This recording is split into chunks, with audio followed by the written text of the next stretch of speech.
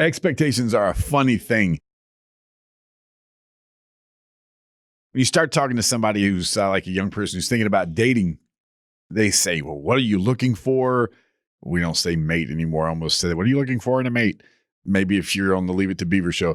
But they won't even understand that reference, Willie. What are you looking for in somebody that you want to date or somebody that you want to marry? And it's already a selfish mentality. Now, I'm not going into marriage and all that, but that's a selfish mentality about what are you going to give to me?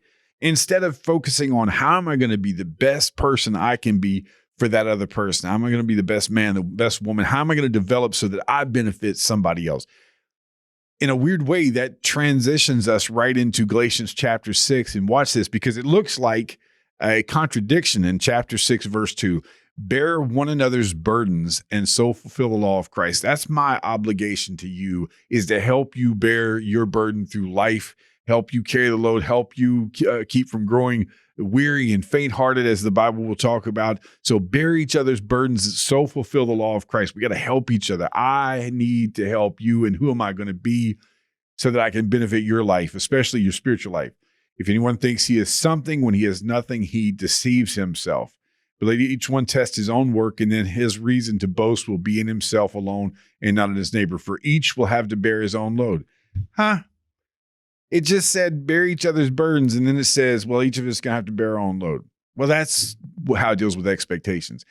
A lot of us are waiting for somebody else to come. Nobody's helping me. I don't have this. I don't have that. And so the expectation is you need to be doing this for me.